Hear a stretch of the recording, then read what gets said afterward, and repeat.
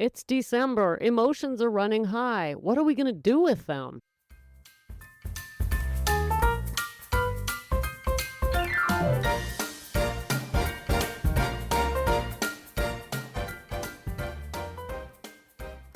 Welcome to Sobriety Snippets for Ambitious Women over 40, helping you elevate that mindset so you can trade hangovers for higher consciousness, one powerful snippet at a time. I'm Becca Jacobson, and I am so thrilled that you are here with me in Snippet Land. Thanks for coming, gals. If you're new, welcome home. We've been keeping the door wide open just for you, and I'm so glad you made it. Gals, today we're going to talk about emotions, and I've got all sorts of goodies for you. So let's get started. What got me thinking about this snippet, and by the way, how do I do these snippets anyway? Just briefly. I've got over 550 of them. We're heading towards 600. I'm definitely going to 1,000. So my husband's like, what the hell do you talk about over and over? Right?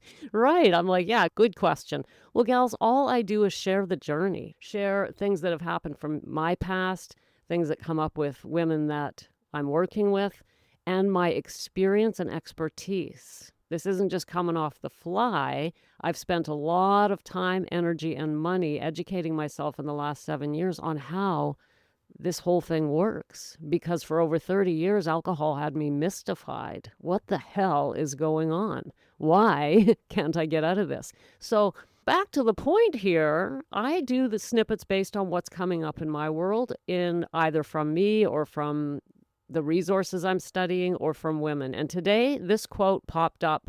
I don't know where it came from. Doesn't matter, but it really sparked something. Here it is. The physical body is an emotional filter. The physical body is an emotional filter. Now, I've heard that before, so have you, but I thought, okay, yeah, absolutely. We got to talk about this. We got to revisit this idea and talk about what to do with this information. So this goes back for us. We did a study of David R. Hawkins' book, Letting Go. Letting Go. And I believe it was closing in on about a year ago or early 2025. Doesn't matter when. I don't know. I didn't bother to look it up. But we did do that book and we could revisit it. But for now, essentially, letting go, Hawkins teaches how to let go of emotions. And I actually teach that too. I teach it in my 8-week foundational group coaching experience, Perspectives. Part of that is emotional letting go, releasing. But the key here today is the impact on the physical body. Now, if the physical body is an emotional filter, this is really important, especially as we age, right? We want to look after this body. We're making this the best chapter of our lives, and we don't want to carry around a broken body through the journey. Now, if we have something, if our body has suffered from the past or for whatever reason, hopefully you're looking after it with a doctor or professional, but we work with what we have. But whatever level of health you have right now, let's not let it get any worse. And if you're very healthy, then holy catfish, let's hold on to that, right? I came out of my unbelievably long journey with alcohol and drug abuse with a healthy body. Thank you, God, and knocking on wood left, right, and center. But hey, there comes a time things are going to start to fall apart. So let's do this. Let's look at this one more time. The physical body is an emotional filter. Well, guess what, gals?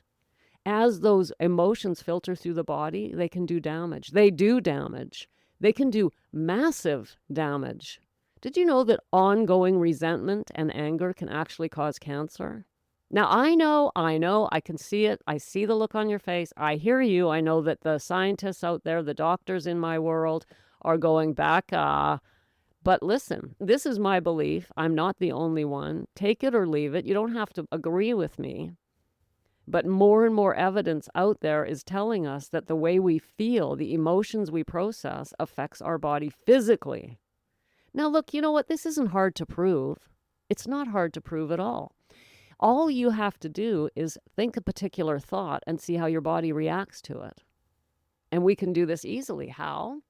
Well, all right, without getting into the realm of embarrassing anyone, think a sexy thought. Think about something that appeals to you sexually. If you think about that deeply enough for a minute or two, your body will react. Come on, you know it's true. That doesn't just happen to men. Well, if it only takes a thought to have the body react physically to something like that, the same is true for emotions. We can't expect to have it work one way and not the other. So if we're packing around resentment, anger, regret, shame, those emotions, you'll end up with IBS at the very least. You're going to have tummy upset. What are you going to carry? And if carried to its full conclusion, it can be deadly. Yes, things like cancer, long-term illness. The body can decide, I'm not going to carry this anymore. Look, I'm not trying to scare anybody. Let's get to the way we manage this, the way we don't let this happen to us. And that, my dears, is through emotional releasing, through letting go. We carry, like the key term here is that we carry those emotions. Until we learn how to let them go, we carry them. And guess what alcohol does? It helps us carry them. Every time you reach for a glass of wine, even if it's just to relax at the end of the day, the bottom line is you're not facing emotions. You don't have to be upset in that moment. It's not like every day when you have a glass of wine, it's because you're resentful, although there's something going on there. But the fact of the matter is that alcohol keeps us from growing emotionally. It does. It just does. And so that means you're carrying all the emotions that you're not processing. Instead, you're using alcohol. So that means we can all of us are affected this way. I can generalize. I talked about generalizations on Wednesday. I can generalize about this because that's what alcohol does to us. So remember, your body isn't reacting out of nowhere when you have a physical reaction. Your body is responding to the emotions you're carrying. It's not betraying you. You can think of it this way. Your body is revealing to you very important information to say to you, I need some action over here. I need something, right? The body filters emotions the way a coffee filter catches grounds.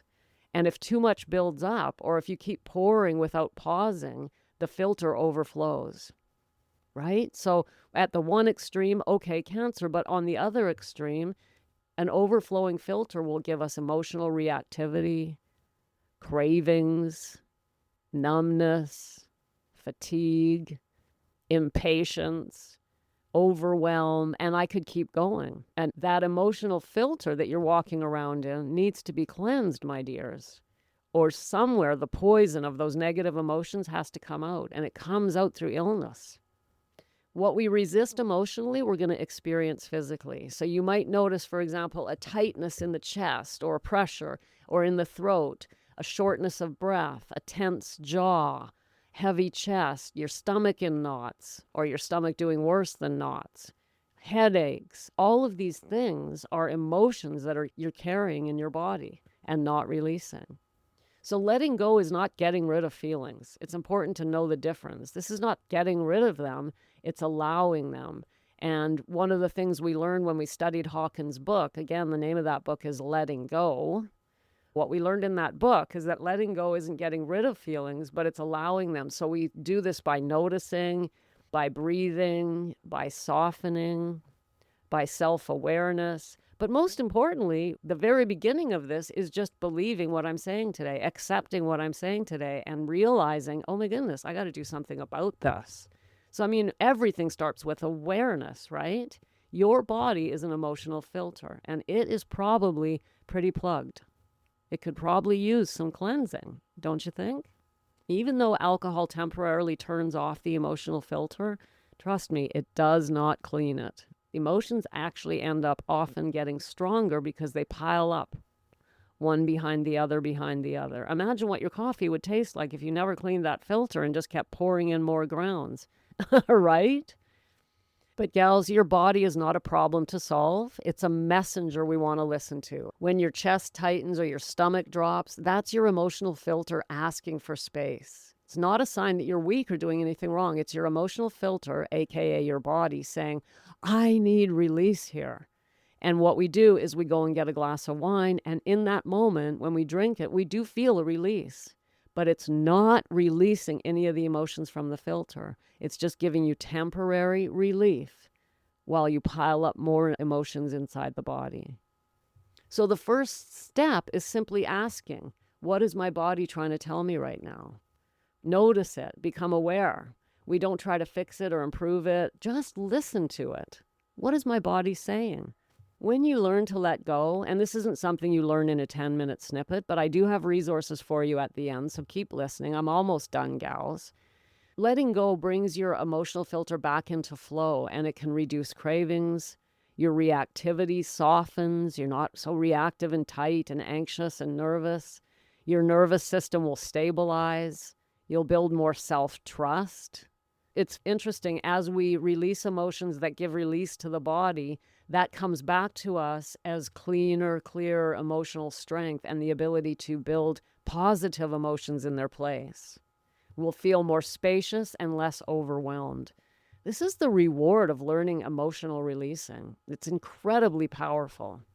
So you could start with David Hawkins' book, Letting Go. I will say this about it. Hawkins was a professor, and his reading is not light reading. He writes academically, so it can be a bit of a slog. When we did the book ourselves, we really just focused on the chapter that teaches how to let go as opposed to all the background and science behind it. It's there, though, if you're interested. That's where you're going to find a really good resource on, well, what is she talking about here? Let's get down to the science behind it. Hawkins was a scientist. So there's a resource for you. Me, I'm more of a metaphysician than I am a physician. So I'm interested in the results. I'm interested in the actions that we can take. But by all means, you can educate yourself on this. As I mentioned earlier, I teach emotional releasing and letting go in my Perspectives program. It has to be a part of our foundational sobriety journey. So the foundational journey is 8 weeks. And in those 8 weeks, we do a lot, but part of it, there's a module in there on this, on how to release those emotions so that we're not a big, giant, plugged up filter, right? So as I say, I can't teach this to you in one snippet, but you could check out Hawkins' Letting Go. You could consider joining us at some point on your journey in Perspectives. Or, very easy, very simple, for today, you can go to the show notes, tap the link, and start getting my Sober Living letters, because in there I actually bring to you via email 3 times a week. And that includes all the strategies I talk about here on the show. So sooner or later, you're going to get information on letting go. Or even simpler yet, if you're curious about this, you can email me and I'm happy to answer questions. My email is becca@beccajacobson.com. Thanks for popping in. Be sure to come back next time so I can keep your head on straight. Sending you buckets of love.